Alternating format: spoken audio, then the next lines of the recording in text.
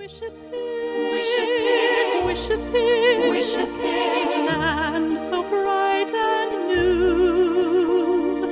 Wishapick, Wishapick, Wishapick, a land where wishes come true. Hello, my very best wishes to you today. I am M.M. Allen, and you've entered the podcast Wishapick, where prayer, creativity, and the divine gently coexist. The last time we were together, I explained the backstory of Tickety Boo in the fantasy land of Wishapick. Remembering what Tickety Boo means can be an anchor for our children and all of us when situations turn complicated and hard to navigate. In Wishapick, saying the name Tickety Boo is a reminder that everything will be okay. It is a reminder in our world, too, that every individual on earth is a spiritual being, and reaching out to the divine in prayer changes us, and we have more goodwill to give to others. Let's take a moment. Pick a wish.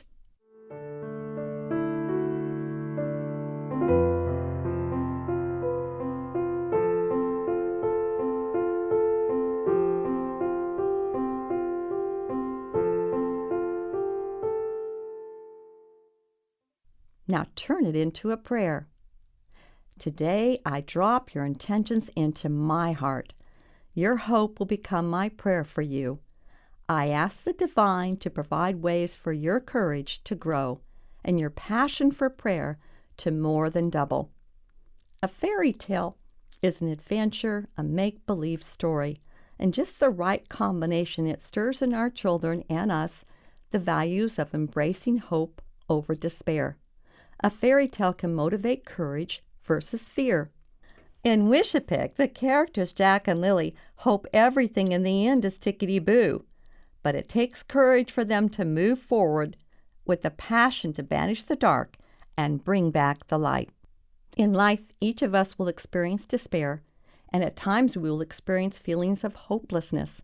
How long that darkness stays with us, I believe, connects to how we have tended to our relationships, which includes the intimate time we spend with the divine. At one catastrophic time in my life, I could not envision a resolution to the problems confronting me or the challenges I faced. I doubted I would find a solution to change the conditions in which I lived. I know many of you have faced times like this. My spirit faltered. Hopelessness settled. My passion for life and for finding a solution wavered. Giving up became the easiest thing to do. During this time, I learned, and now believe, courage and passion are related, side-by-side twins, but not identical. If not twins, I believe they are inseparable companions, and the Holy Spirit rests between them. We all have courage in different degrees, some more than others. We are all courageous. We come into the world, we cry, we learn to move about. Step by step, we learn to walk in the world, and yet we still fall down. It takes a seed of courage after the falls to move again into the light. Courage given to us by the Holy Spirit as our helper also provides comfort through the gift of passion. I am certain you have experienced courageous moments, and I believe passion was your companion. Courage is moving forward to face a challenge that frightens us. Passion's a strong, barely controllable emotion that helps find a solution to the problem confronting us. The one common thread which connects courage and passion is what we do with those feelings. When we are frightened, our heart rate increases. Some of us cry. Many of us shudder or scream. We might run, or we could freeze. Some of us laugh. All of us react in one way or another because the worst is right in front of us. Fear is staring us down. It is a tough barrier for most of us to scale. When we are passionate about something, our heart rate also increases. Our excitement may cause us to call out, cry with joy, laugh, run with excitement, dance, sing, and we may do something totally out of character. To the world, our passion becomes an exclamation mark. I believe we move forward with courage when our passion kicks in and stirs us toward a solution. allowing the spirit of love that lives within each of us to flow freely, I believe that is courage. It is then that we begin to understand what the divine's purpose is for us. Each of us has a purpose, different and unique, a gift to give the world for all good things for everyone. Each of us must find a way to unlock this precious gift. I have a passionate prayer life. That passion grew by taking small steps. I believe prayers grow the seed of courage that we already possess, so that each of us will discover the passionate gift the divine has for us to share with the world. My prayers are not any better than yours, nor more spiritual or less so than anyone else's. But I do believe in prayer, and I've received answers to many of my prayers, and over the years it has built within me a deeper faith. Early in my life, when my children were young, I prayed without listening closely to the answers the divine was providing. I prayed in formal settings, churches and gatherings where we said prayers together and followed familiar rituals. These are comforting, loving spaces. I did not have to expose my failings or fears. I read books about prayer and put into practice the ideas they contain. I would try something new, and then I would continue with a new concept or practice for a period of time. I always believed my prayers were heard. All those experiences helped me in my spiritual development. But my prayer life soon became busy work. The prayer experience became heavy, which made it hard to complete the steps I'd put in place. Prayer here, forgive over there. Like Pooh Bear, I crave simplicity. Listening clearly for the answers and being thankful for the blessings got crowded out as the busy work continued. When everything I thought I knew about my life became distorted, things became complicated. In the midst of the many challenges, my most urgent thought was to safeguard my children at school. So I took my prayer walk. In my early prayer walks, the passion that stirred me to prayer was for basic needs, ones I thought the divine might not care about.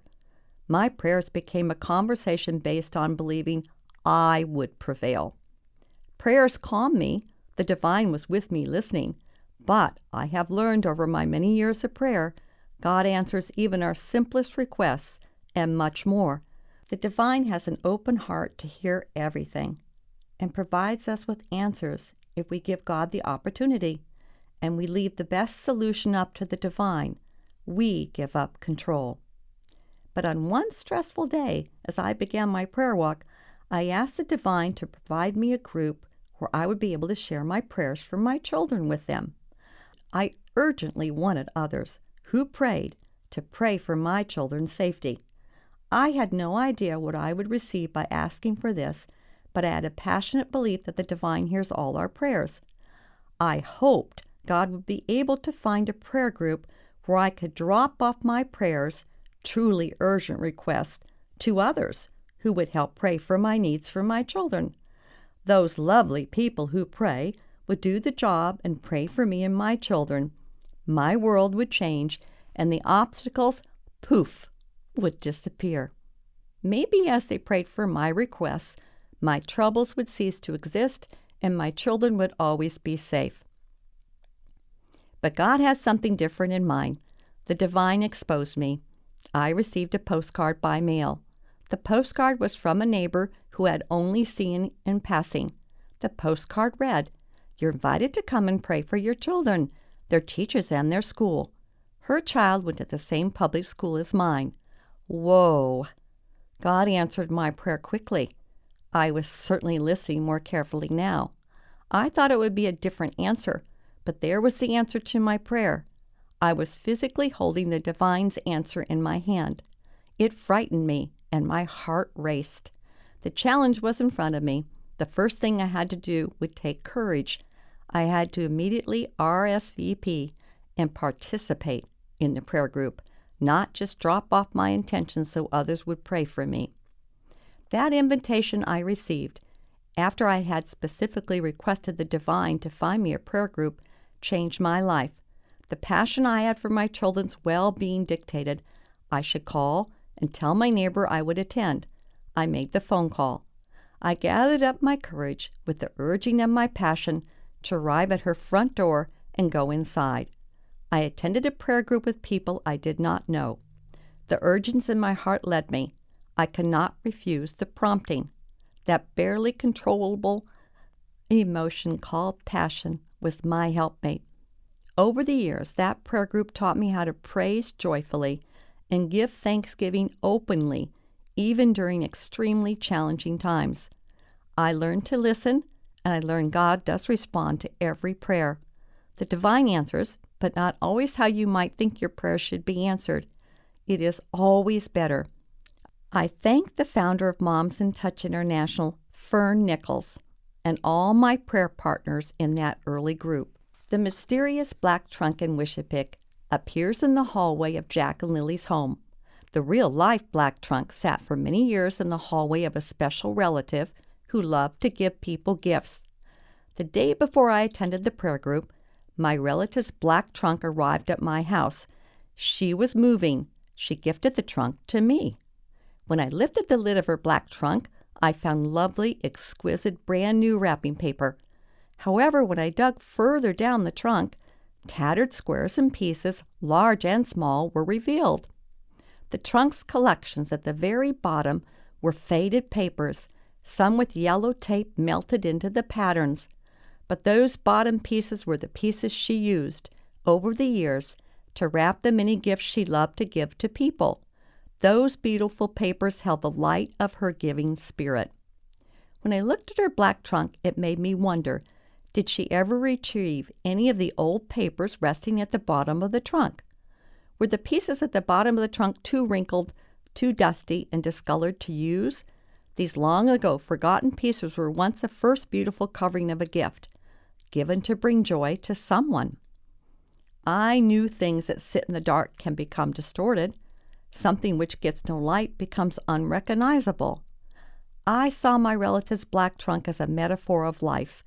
Life can be dark, its beauty often gets tarnished, but bringing things into the light again is the answer. Light allows love to flow freely. As I brought some of those old tattered papers back into the light, I knew the black trunk, the trunk graciously gifted to me, would become the entrance into the imagined land of Wishapick. A black trunk became the portal for Jack and Lily to enter the fictional place of Wishapick. I introduce you to the song The Black Trunk, a trunk that will eventually bring Jack and Lily back to the light. Written by composer Deborah Wynne, she wrote this song after she had written several other songs for Wishapick. I recently experienced the great pleasure of seeing her handwritten notes for The Black Trunk. She told me that she loved the emerging story of this fantasy land filled with creatures who long for the light to return. Deborah saw Jack and Lily summoning their courage to enter the trunk. This is what she told me. Little did Jack and Lily know how large and deep the trunk was, but they entered anyway, and it expanded them in ways they could never have imagined.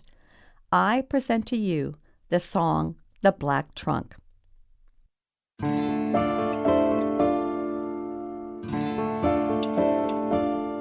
Inside this trunk there are secrets hid, and if it should open, just close the lid. Remember never to look within, for if you do, an adventure will begin.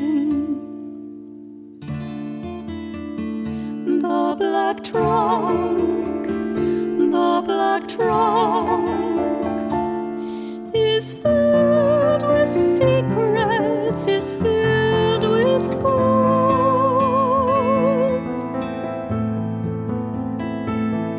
You must be aware if you go inside that it is dark and you'll need a guide.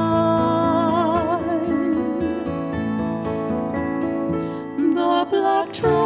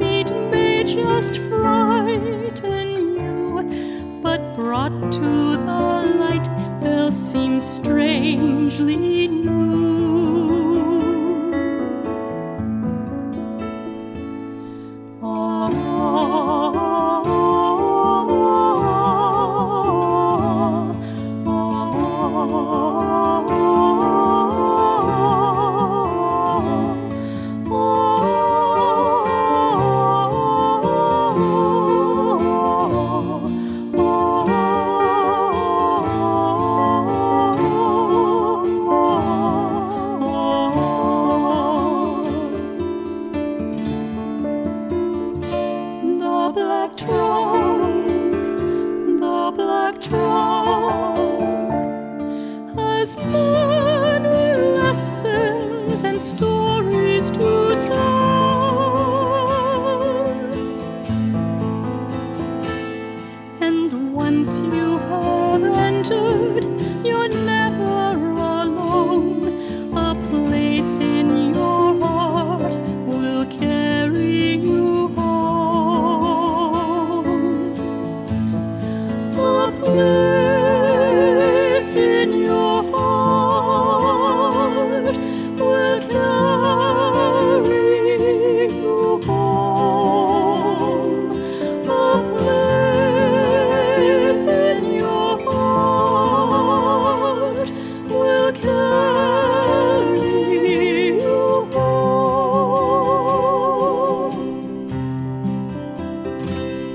Inside this trunk there are secrets hid, and if it should open, just close the lid. Remember never to look within, for if you do, an adventure will begin.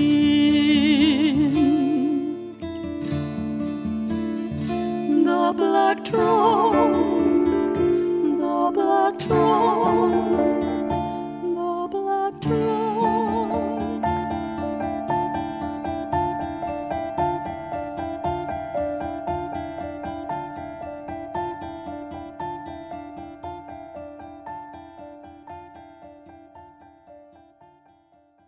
It takes courage and the helpmate of the Holy Spirit's gift to stir in each of us a passion to take on all that life has to offer. Thank you, Deborah, for using your gifts to open up the story through the black trunk, the portal to Wishapick. This song will always inspire me to remember life is an adventure and we need to continue forward, always allowing the divine to enter and stir up our courage and passion so the light will exist for everyone. Next time, as I continue the behind the scenes of the making of Wishapick, I will talk about play and laughter, a space that exists free through the Spirit for all of us to relax and enjoy ourselves. I will introduce you to the Possum family, Winston and Miss Bailey. Thank you for listening. I am M.M. Allen in the podcast Wishapick. Be courageous. Do not let any situation keep you from moving forward with passion towards the light. My prayers are with you. Breathe in all good things. Goodbye for now. Tickety Boo.